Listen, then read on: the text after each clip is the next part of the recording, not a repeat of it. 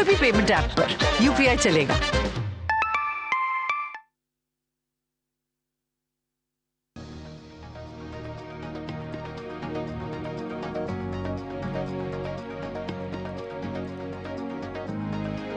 Hello and welcome live from New Delhi. This is DD India, India's voice to the world. I'm Gautam Roy.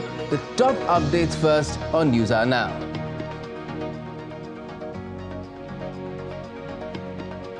India and Greece upgrade ties to strategic partnership in Athens. India's Prime Minister Narendra Modi is bestowed with the host country's Grand Cross of the Order of Honor, symbolizing the solidified partnership.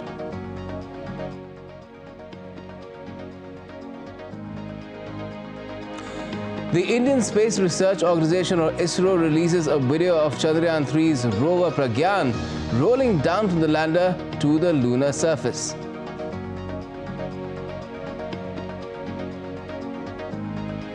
The Kremlin dismisses all speculation that mercenary Wagner Group chief Evgeni Pregos has been killed on its orders, says it's an absolute lie, declines to even confirm his death.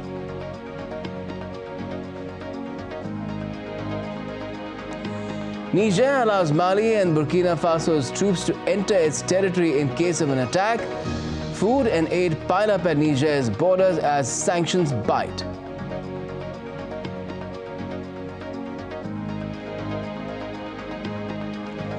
And Indian Olympic gold medalist javelin thrower Neeraj Chopra qualifies for the men's javelin throw final at the World Athletics Championship and the Paris 2024 Olympics.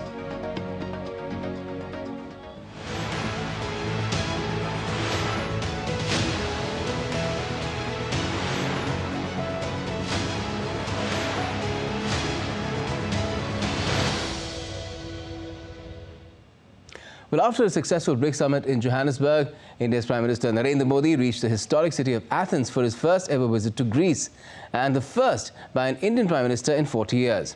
Prime Minister Modi and his Greek counterpart, Kyriakos Mitsotakis, held bilateral level talks where the two sides agreed to elevate the relationship to a strategic partnership. Discussions also covered a range of issues like trade and investment, defense and security, and technology.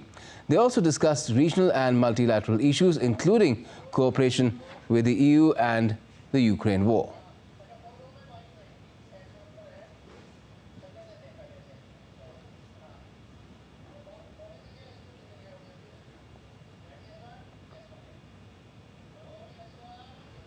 दो पुराने मित्रों की तरह हम एक दूसरे की भावनाओं को समझते हैं और उनका आदर करते हैं। 40 वर्षों के लंबे अंतराल के बाद भारत के किसी प्रधानमंत्री का ग्रीस आना हुआ है। फिर भी ना तो हमारे संबंधों की गहराई कम हुई है, ना ही रिश्तों की गर्मजोशी में कमी आई है। इसलिए आज प्रधानमंत्री जी और मैंने भारत ग्रीस पार्टनरशिप को स्ट्रैटेजिक स्तर पर ले जाने का निर्णय लिया है।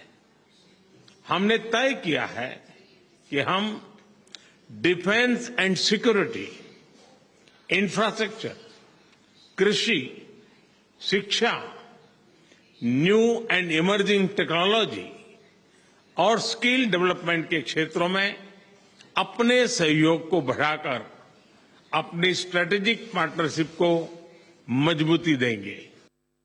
We are very happy to be upgrading our relationship into a strategic relationship.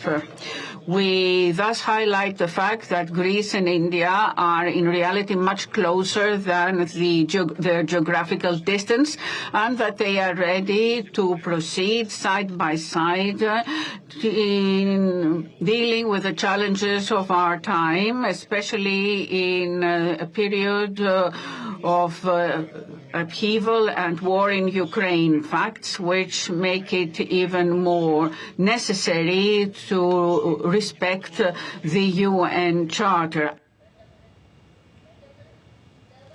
The Indian Prime Minister further said that the two leaders had a discussion over mutual cooperation in the areas of counterterrorism and cybersecurity.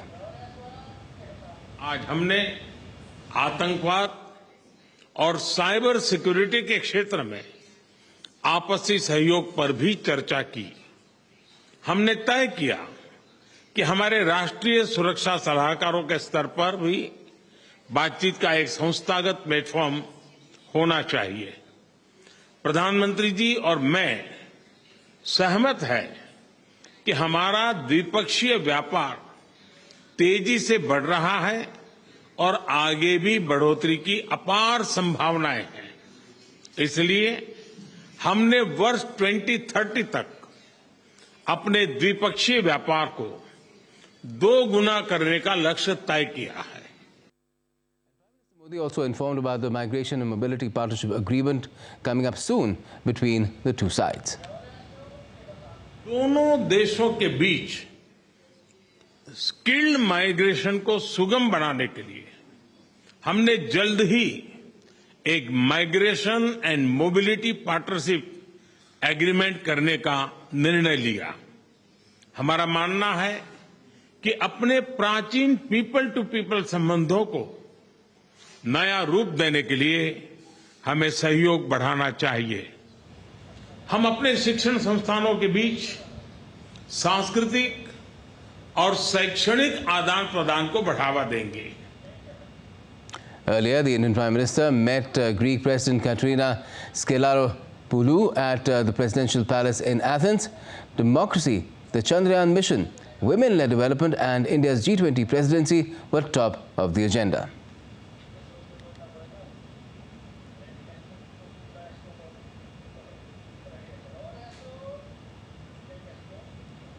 And Prime Minister Modi was also bestowed with the Grand Cross of the Order of Honor by the Greek President. The Indian Prime Minister thanked the Greek President, the government and the people of Greece for the honor. He said, "This honor shows the respect the people of Greece have for India." Earlier, Prime Minister Modi began his visit to Greece by paying tribute at the tomb of the unknown soldier in Athens.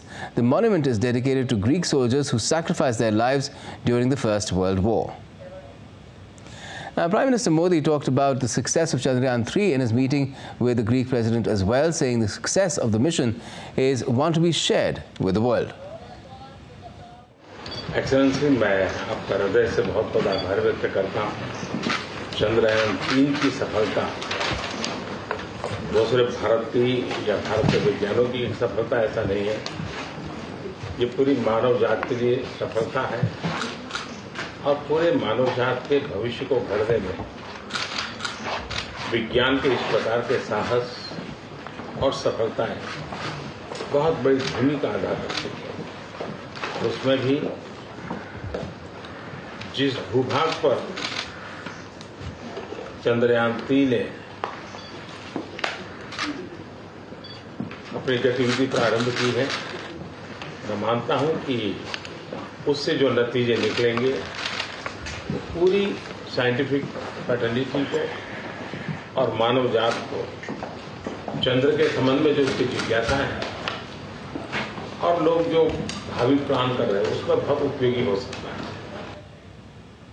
Let's now, on that note, get you an update on the Chandrayaan-3 mission as well. Well, the Indian Space Research Organization, or ISRO, has said the mission is going exactly as planned. The space agency has released a new video as well, showing Chandrayaan-3's rover, Pragyan, exploring the moon's surface.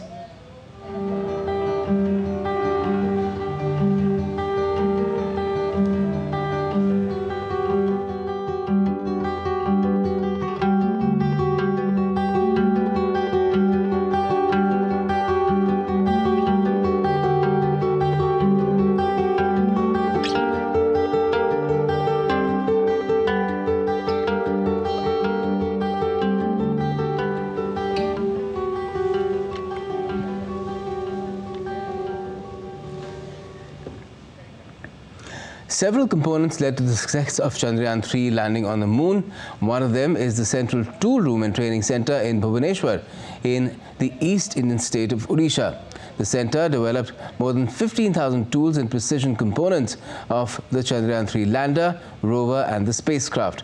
The organization has also reportedly completed 80% of equipment manufacturing for Indian Space Research Organization's Gaganyaan mission, which is scheduled for 2024.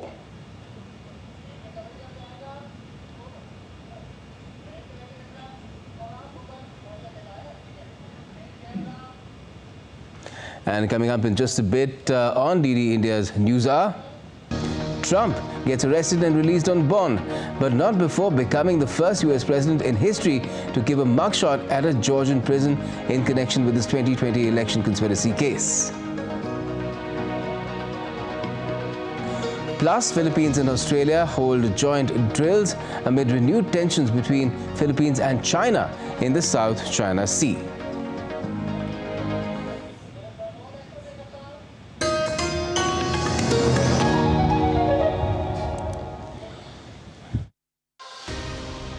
Your name, Ina Krishnamurthy. Yes. It sounds so much like an Indian name. My grandfather fascinated with Mahabharata, Ramayana stories, so he gave my father's name Krishnamurthy. The handing over of the gavel by Indonesian President in Bali to Prime Minister Narendra Modi. Of course, it's a fascinating, memorable history. What does Indonesia think is the biggest challenge in the Indo-Pacific? We don't want this region to be part of any conflict, not unilateral actions. How does Indonesia see the Quad partnership? We see it as a plus.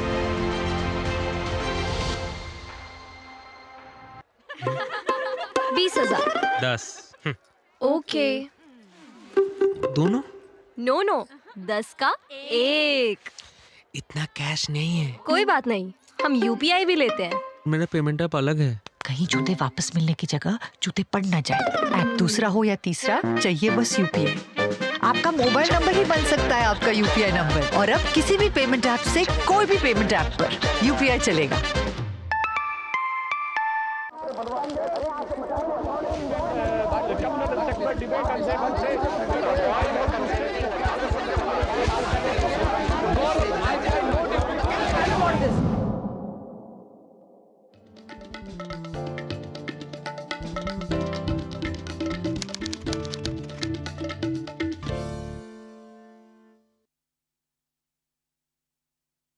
नमस्ते India नमस्ते land मरहबन इलल Hind जरी India सलाम India नमस्ते India नमस्कार Bharat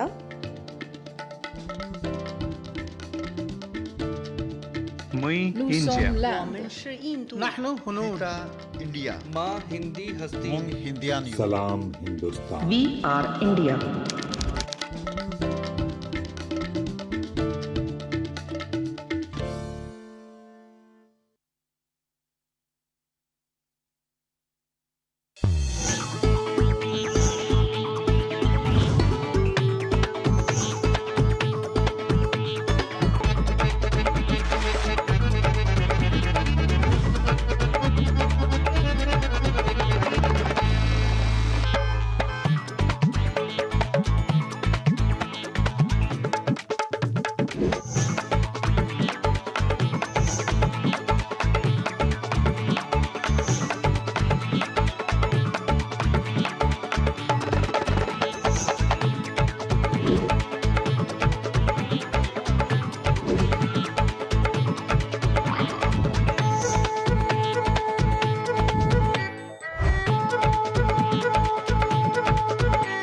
Welcome to Jaipur.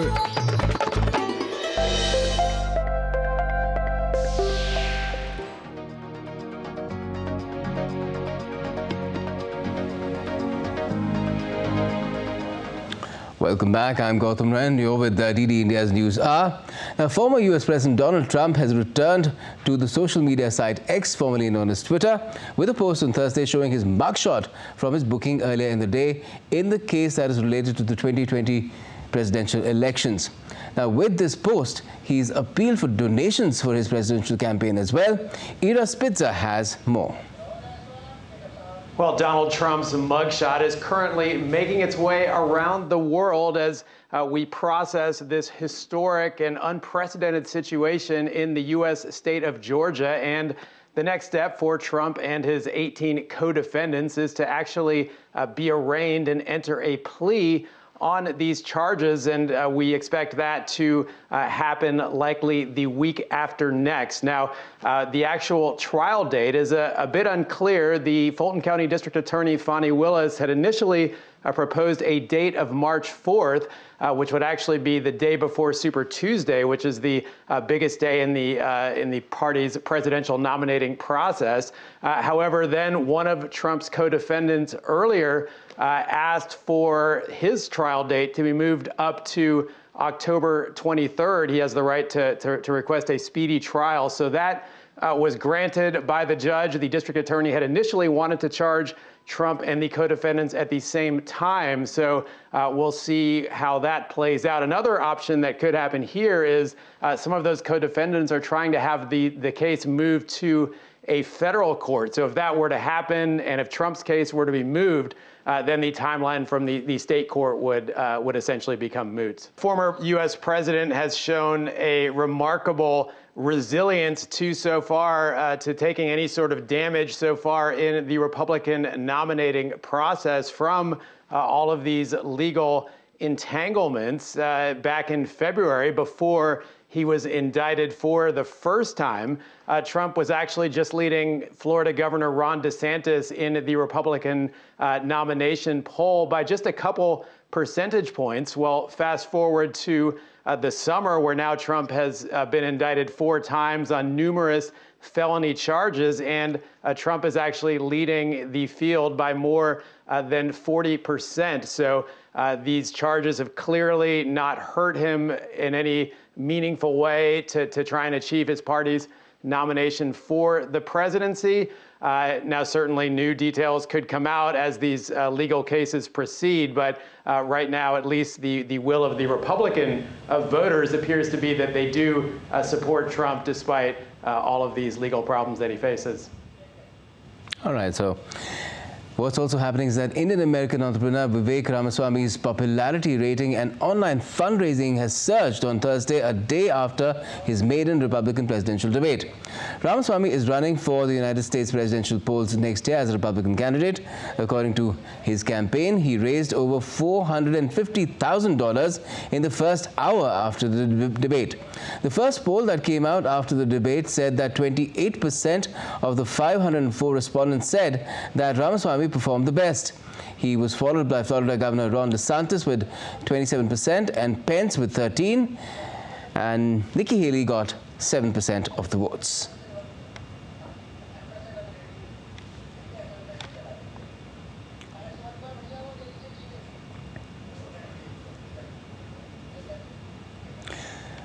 U.S. Ambassador to India Eric Garcetti has said President Joe Biden loves India and that his visit to New Delhi next month will further the bilateral ties.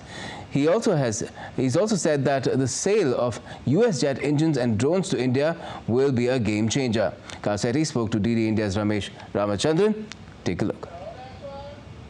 Talk to our viewers, if you will, about the forthcoming visit to India by U.S. President Joe Biden. What will be his itinerary be like? President Biden is so excited to return to India. He's been here many times, but it's his first time as President of the United States. And building on the momentum and the friendship and the deep progress from Prime Minister Modi's visit to Washington just 2 months ago, it hasn't let up. In fact, I would say it's accelerated. We've seen superb leadership on G20 from India, not just here in New Delhi, but 60 cities for months ahead of time, which makes the job of national leaders like President Biden easy. Talking about debt, climate, women, technology, the global economy, our safety and security. You will see a lot of progress here. And I think we'll also see bilateral work between Prime Minister Modi and President Biden, building on the opening of 2 new consulates in the future, reducing visa times, looking at getting trade disputes behind us and trade opportunities in front of us. These are the sorts of things I think Indians can expect that will affect everyday Indians in a positive way. But there's no question, President Biden and America loves India. This is our moment. How quickly can India see the sale of U.S. jet engines and drones to India? Well, I'm very excited that by the time we go to work on Monday, the period of congressional notification, if there's any objections, will have expired. We haven't seen any objection thus far, and I think that we had Republican and Democratic members of our House of Representatives here to be the honored guests at India's Independence Day at the Red Fort. It shows that India unites us. Sometimes we disagree with each other in the United States. Republicans and Democrats don't always get along. When it comes to India, we really do. And so I'm very optimistic that that will move forward. This exquisite technology 100% that we control, shared with India, will really be a game changer. And more importantly, a peace secure for India and for the world. Ambassador, the last time I spoke with you, you told me that 2611 accused Tahavu Rana will be extradited to India by the end of the year. Does that timeline still hold? I'm optimistic. That will be for a judge to decide, a set of judges to decide. The final arguments will go forward from Rana's attorney in late October. We will respond in early November, but we're clear. Bad guys need to pay the price, and that extradition needs to occur. And are we looking forward to a visit to India by the US Speaker and the leader of the Democratic Party in the lower chamber of the legislature? They have both expressed their desire to have a historic visit. Part of that will rely on them resolving any potential budget shutdown, government shutdown. Ambassador Garcetti, how does the US look at India's singular achievement of landing a craft on the south pole of the moon? I ask you this because one, it's never been done before. And two, I'm told it's very cost effective. By way of comparison, the Indian moon mission cost $75 million. The Hollywood film Interstellar cost $175 million to make. It's amazing. Would this moon mission spur India-US space cooperation going forward? No question. We used to say the sky's the limit. I think after this week, the sky's no longer the limit. I'm so happy for India. I celebrated. I was in a room full of Indians when that happened. And it reminded me of my childhood, watching the space shuttle go up for the first time, seeing, those moments are ones you remember the rest of your life. And it's so impressive that India has done this in the face of adversity, coming back and back again, doing it inexpensively and efficiently. I think it augurs incredibly well, and we can't wait to put an Indian astronaut in space on a mission next year, as we announced in June. So that'll be the next big threshold and an example of how our relationship has no limits. And finally, Ambassador Garcetti, we are meeting in the immediate aftermath of the BRICS Summit in South Africa. How does the US view the outcome from that summit? Also, would DC welcome the inclusion of Iran and Saudi Arabia in BRICS? That's up for the BRICS nations to decide, and we support, obviously, multilateral institutions everywhere. We hope that they will always engage in the same principles that we uphold, whether it's at the United Nations or whether it's at G20, that certain rules keep the peace, certain rules ensure our mutual prosperity, that we should not set up groups that are about what you're against or who you're against. This idea that there's the West and the rest just isn't true. Look at India and the United States. Friendships are formed east-west, north-south, and when we do form those friendships, those are the ones that can change the world in the deepest way possible. Let's now take you back to our previous story, rather stories, one about Trump's arrest and the other about the aftermath of the presidential election debate for the Republicans. Tony Watersman's with us from Austin, Texas. Good evening to you from New Delhi, Tony. Now, Donald Trump's mugshot has gone viral. He's back on X, formerly Twitter. Now, will all this jailhouse circus help or hamper his chances at getting the Republican candidacy? Well, it seems like the former president himself seems to think that this will certainly help his 2024 campaign. He has defiantly posted that mugshot just about everywhere, including on his own social media platform, Truth Social, also on X. That was his first posting on that site in 2.5 years. And it's also gone up on his 2024 campaign website with this message, calling it a travesty of justice and election interference, and asking his supporters to give a donation. We have also now seen this new mug-inspired line of merchandise crop up on his site, including t-shirts, long-sleeve shirts, coffee mugs, and beer koozies.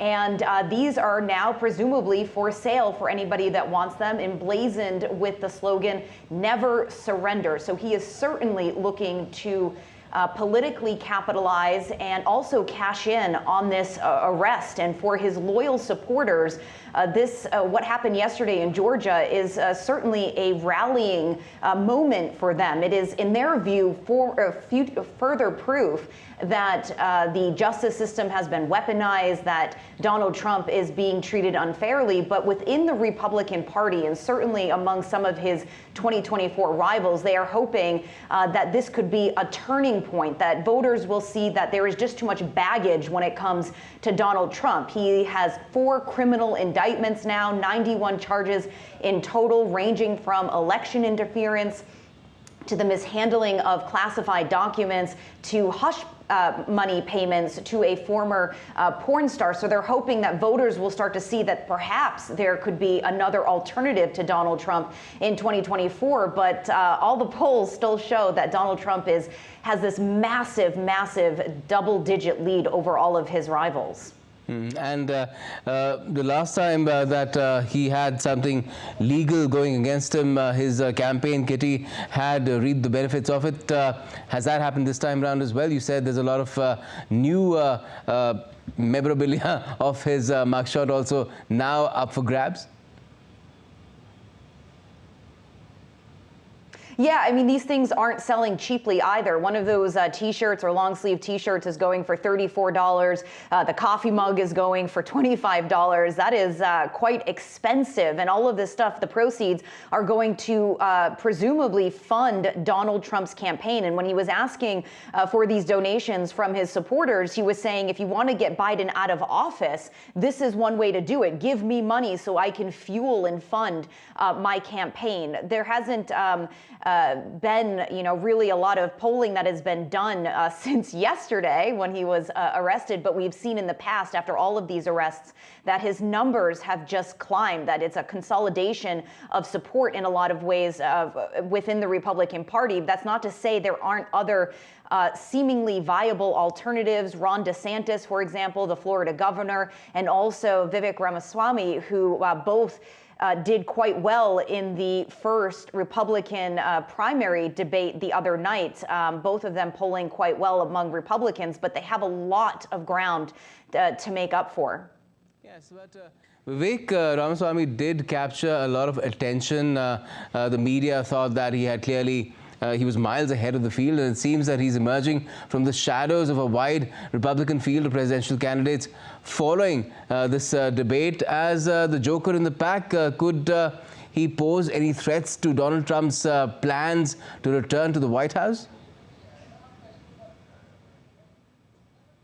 Yeah, you're right that Ramaswamy has really risen quite rapidly in the polls, and some of them now put him in third place, so behind Donald Trump and then Florida Governor Ron DeSantis. What's quite interesting about him is that he really kind of models himself after Trump. He is a biotech entrepreneur. He has no political experience, so he has really leaned into this idea of being a political outsider, much in the same way that Donald Trump did back in 2016. He also speaks off the cuff quite a bit. Ahead of that debate, he was posting on X that his, preparation for the debate was playing tennis and doing exercise. And he has aligned a lot of his policies in much the same way of Trump and also with his loyalists. So he was talking about the Ukraine war, saying that he would cut funding, instead redirect that money to the U.S. southern border, which he said was under an invasion of its own. So there is a lot of similarities between Donald Trump and Ramaswamy. But at this point, if the election were to happen today, it seems very unlikely that he would be a true rival, again, because Donald Trump just has this massive, massive lead among Republican voters at this point. But don't forget, we are still over a year away from the 2024 election. So there's a lot that could happen between now and then, and a lot that could happen both politically, but also in the justice system when it comes to Donald Trump. True that. Tailwinds can always build up in the most slack of sales in elections, and I'm sure Ramaswamy is well aware of the fact he's trying to make the Republican voters also well aware of the fact that he's at least 4 decades younger than Donald Trump, not to talk about Joe Biden at all. Thanks a lot for joining us, Tony, for the moment. Now, Australia's Defence Minister Richard Marles has said that Australia has a security interest in the South China Sea and will work more closely with the Philippines on joint patrols. Australia's Defence Minister's comments have come as he observed military exercises in the Philippines. More than 2,000 Australian and Philippine defence personnel have been participating in amphibious landing and air assault drills with 2 Australian Navy vessels, HMAS Canberra and HMAS Anzac, conducting bilateral exercises with the Philippine Navy. The joint exercises, a first for the two nations, come amid renewed tensions between the Philippines and China in the South China Sea. And coming up further on the news hour, the Kremlin dismisses Prigozhin's assassination rumors as absolute lies. And Japan's foreign minister, IAEA chief, hold first online meeting since the Fukushima water release project got underway.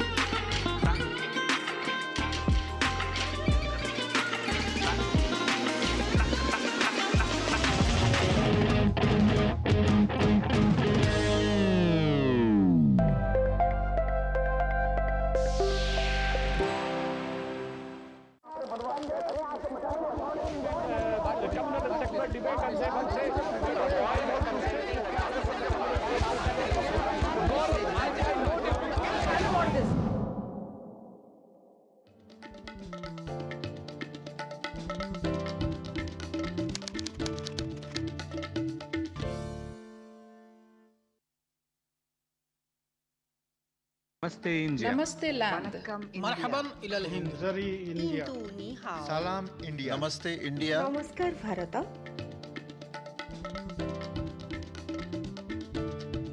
Muy Nous India. sommes land. Nahnu hunud. India. माँ हिंदी हस्ती Hindian. Salam Hindustan. We are India.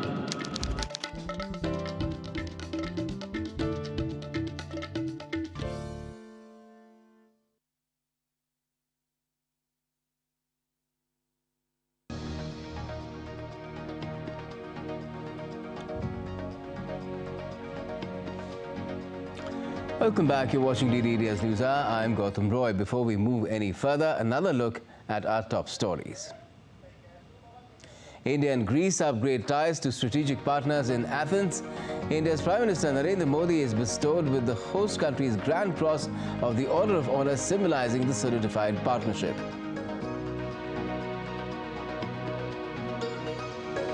The Indian Space Research Organization ISRO releases a video of Chandrayaan-3 rover Pragyan rolling down from the lander to the moon's surface.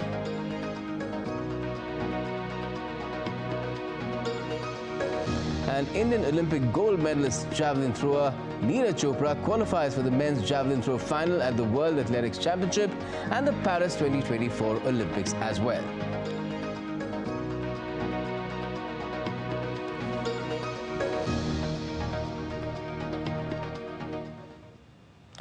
Japanese Foreign Minister Yoshimasa Hayashi has spoken with International Atomic Energy Agency's Director General Rafael Grossi in a video conference on Friday. The meeting has come after Japan started releasing treated radioactive water from the Fukushima nuclear power plant into the Pacific Ocean on Thursday. The Foreign Minister assured that Japan would ensure the safety at the international front.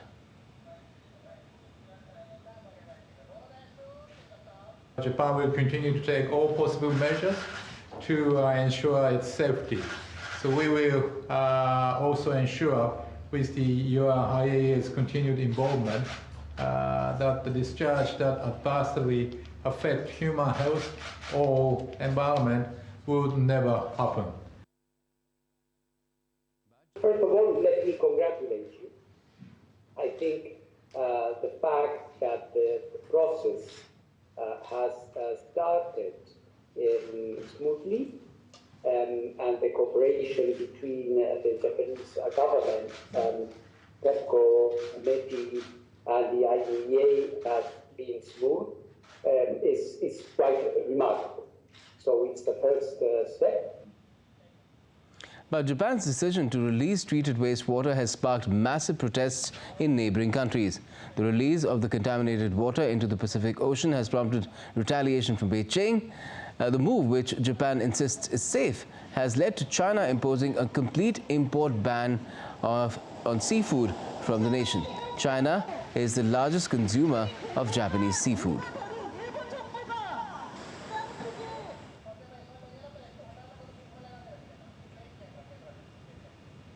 Let's take a look at this report that Chris Gilbert has filed from Tokyo.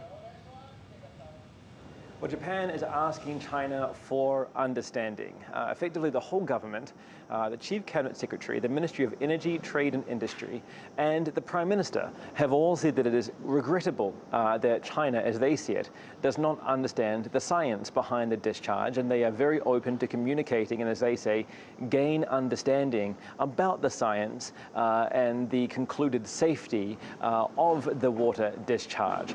China has not expressed that it is open to that explanation or understanding. It has always been opposed to the water release. It had said that it would take countermeasures if the water release went ahead.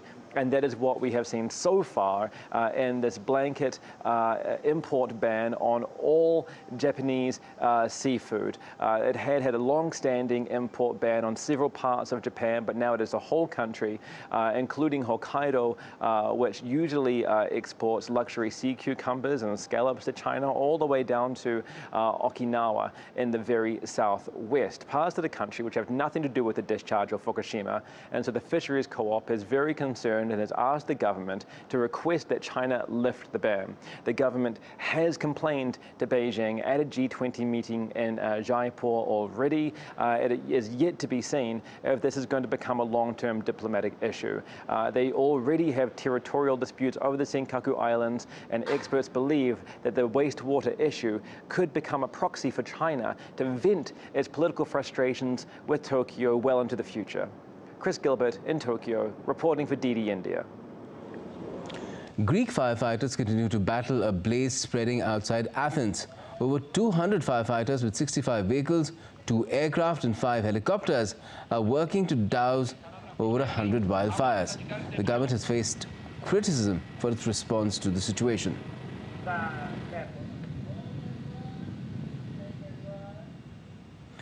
In Canada, firefighting operations are on at full swing in British Columbia. Over 50,000 people were forced to evacuate their homes as emergency teams tried to stop the spreading of the flames by digging trenches and waterbombing the impacted areas.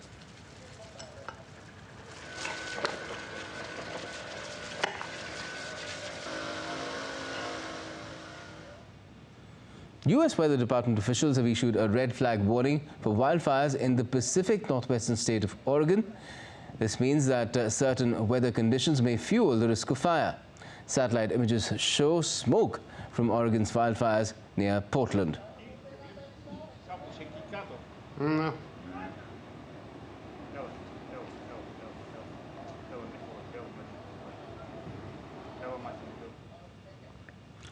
Let's now talk about Ukraine, where the U.S. will be providing training for Ukrainian pilots flying F-16 fighter jets as more and more allies pledge fighter jets to the war-hit nation.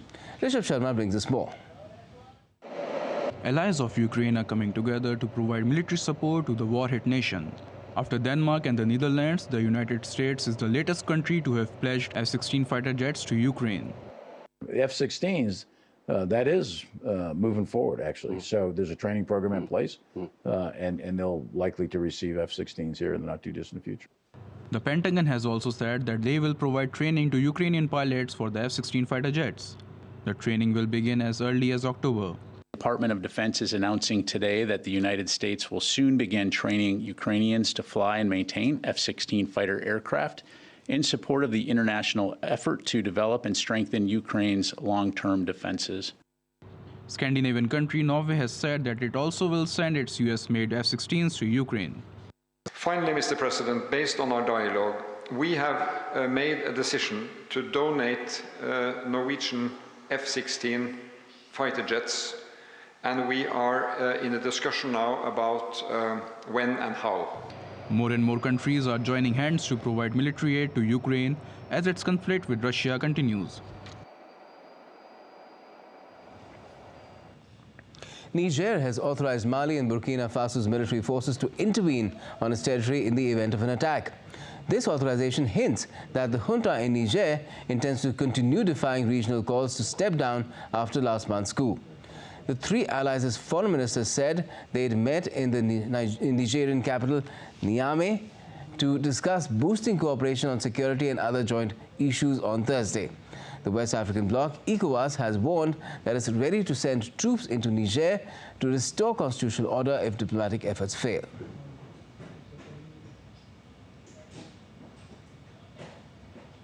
And top UN humanitarian official Martin Griffiths on Friday voiced concern about the spread of violence in Sudan and said a lasting conflict could tip the entire region into humanitarian catastrophe. Griffiths' spokesperson, Jens Leerke, said war and hunger could consume Sudan. He also warned that hundreds of thousands of malnourished children could die if they do not receive treatment. Diseases such as measles, malaria, dengue fever, and acute watery diarrhea are spreading.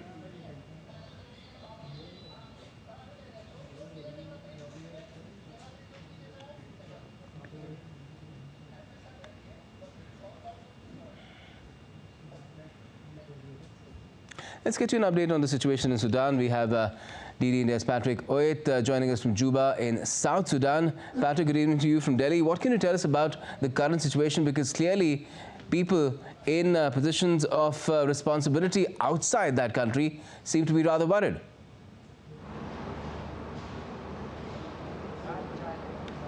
Yes, the situation in Sudan is still worrying, not only for Sudanese people, but also for the neighbors of Sudan, like South Sudan, where I am, Ethiopia, Egypt, Chad, and many other countries that border Sudan. That is because the violence there is still continuing, and not just only continuing, but also spreading to other parts of the country. When this violence started, it was only in Khartoum. It has spread to the western part of the country in Darfur. Now it is even spreading to the central part of the country in places like a very, very important state, which is the Jazeera state, because this is the state that produces almost all the food that is consumed in Sudan and also exported to other countries. Now violence is spreading in that state. There is panic, there is fear, and residents, of course, are going to leave their farms, and that means there is going to be a very, very serious problem as far as food security is concerned, and the UN is already warning of that. And also many people have now left the country.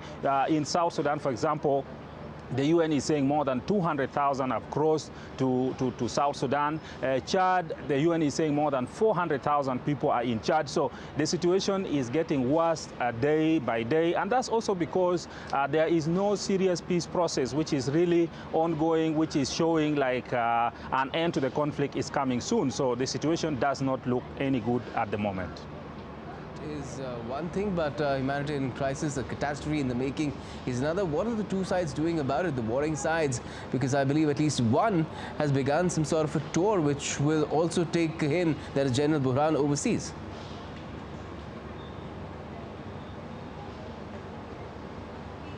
Well, the two sides are not really, serious yet in terms of talking or negotiating to get to an end to the conflict. There are so many proposals, and that is one of the reasons as to why actually they are not getting to any agreement, because the proposals are very many. For example, if you look at the peace processes that are there, there's one led by the US and Saudi Arabia in Jeddah. That one is moving parallel. You have another process led by Chad. It is called a process by the neighbors of Sudan. It is also moving independently. Then you have another process led by the East African Regional Body, the Intergovernmental Authority on Development, which is headed by the Kenyan President William Ruto. It is also moving parallel. So all these processes are running independently, and that does not help as far as bringing peace is concerned, because now the parties choose where they think their interests can be met more, and that is confusing even the parties, and the parties are also taking advantage of the situation not to commit to any of the processes. So whatever solution is being brought now, it is being brought, but not with one voice from the international community, not with one voice from the regional bodies. So it is very difficult to get a solution at the moment. That's quite a mess then, it looks like, and people are paying the price for it in Sudan. Thanks for joining us, Patrick Oye, for that update on the situation there.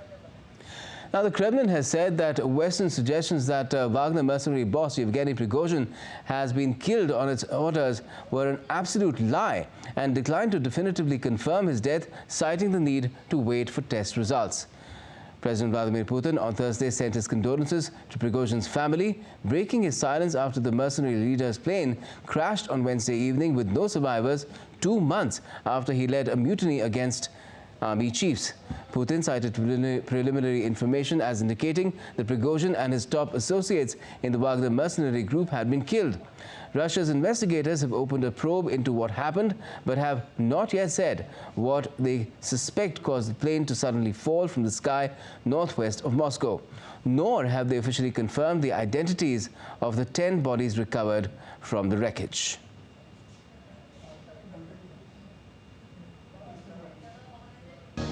And we're getting you more right here on NewsHour. At the Business 20 meet in Delhi, India's Finance Minister Nirmala Sitharaman says the global capacity centers are coming to India.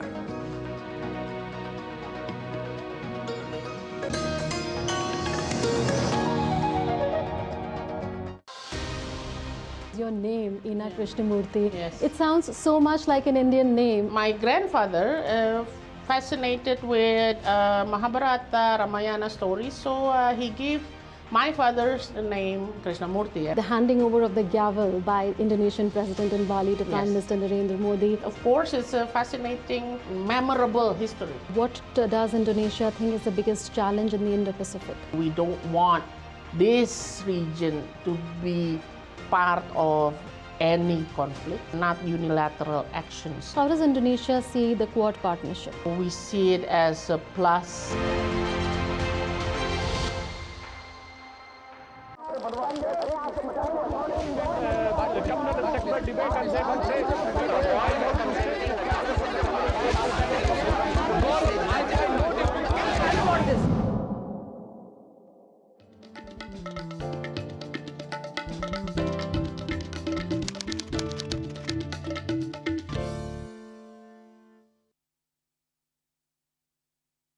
Namaste India. Namaste land. Marhaban ila al-Hind. Zari India.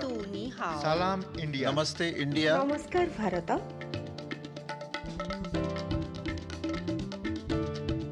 Mui Nous India. sommes l'Inde. نحن هنود. India. Ma Hindi hasti. Mung Hindian. Salam Hindustan. We are India.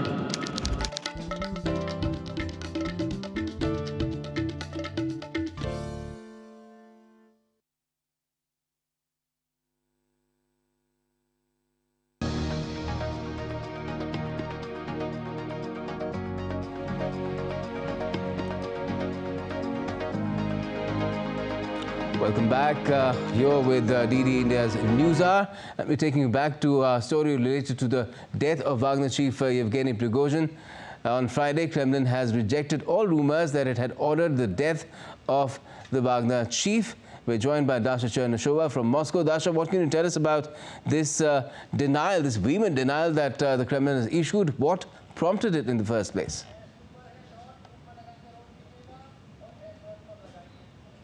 Well, indeed, the Kremlin spokesman Dmitry Peskov was very clear when asked by the reporters about these rumors, saying that all the rumors that Kremlin could be behind the death of Evgeni Pregozhin, the head of Russia's paramilitary Wagner group, are merely lies. All the speculation, he says, is there because there are no official results of the investigation at the moment. It is ongoing.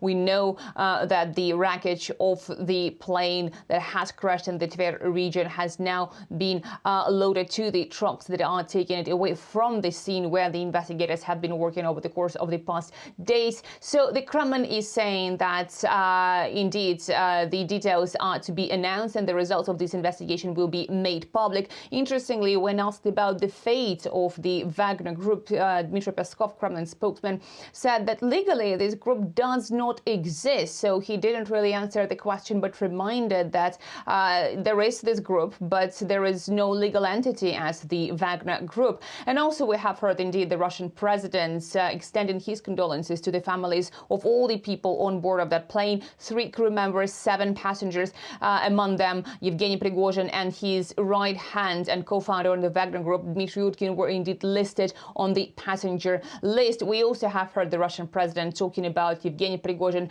as the man who has been talented in business, who has been talented in life, but who had a very difficult destiny and fate, making many mistakes, but always achieving the results, be that for his selfish interest or for the common good. By that, the Russian president virtually admitted that he was asking Evgeni Pregozhin for something to be done, and Evgeni Pregozhin was successful in that. So indeed, many comments have come over the past hours from the Kremlin with regards to the apparent death of Evgeni Pregozhin. Again, there has been no DNA testing results at the moment to confirm that Evgeni Pregozhin has died, but it is widely believed that indeed Evgeni Pregozhin was on board of that plane.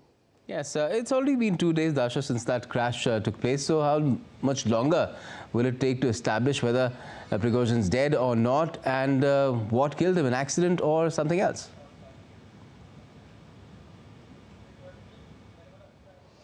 Well, indeed, there is the expectation that the investigative committee will be doing its utmost to provide the results as soon as possible. It's unclear at the moment. Actually, the Kremlin spokesman was asked whether Vladimir Putin, the Russian president, would be attending the funeral of Evgeni Pregozhin. And the Kremlin spokesman, Dmitry Peskov, said that it might take time. So no idea how long that will take, but definitely the results are expected by the Russians as well as by the international community. Speaking about the reasons, of course, there is a lot of speculation as to what might have caused this plane to crash.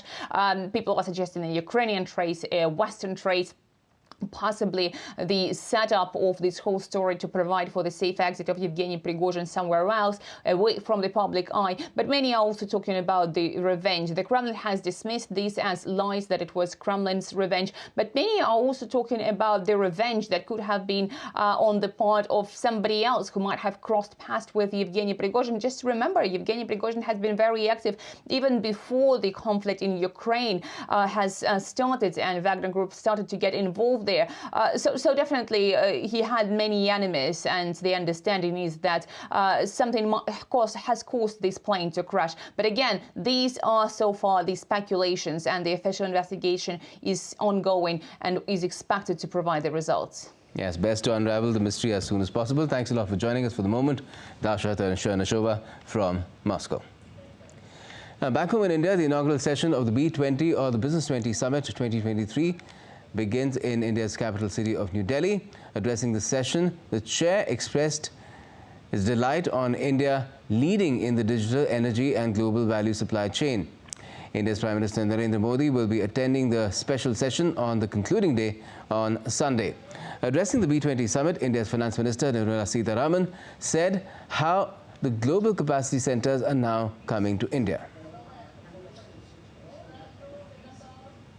India has actually showcased an accelerated pace of economic reforms.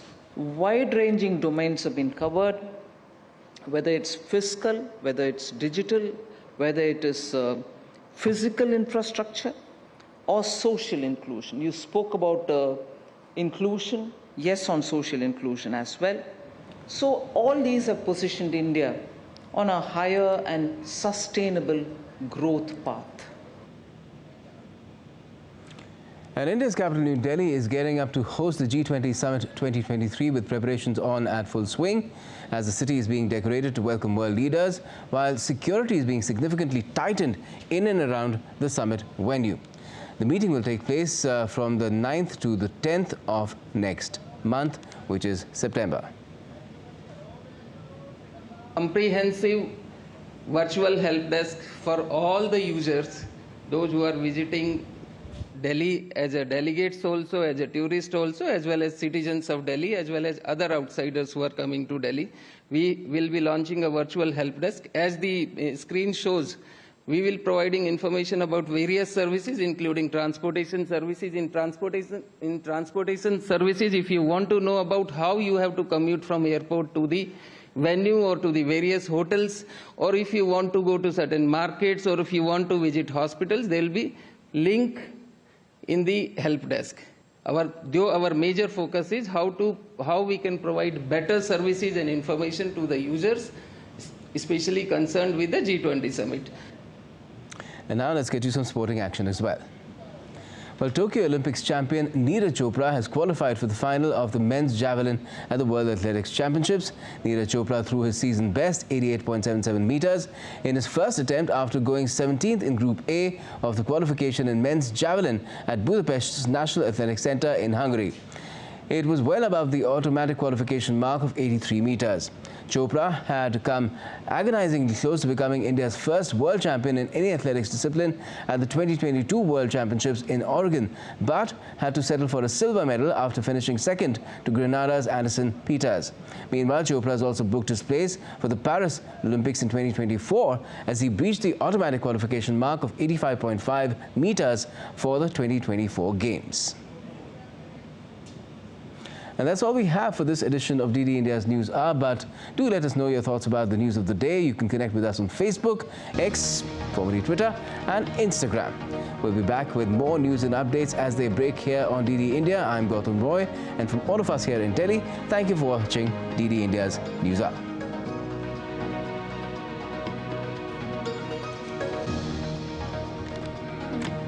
Namaste, Land.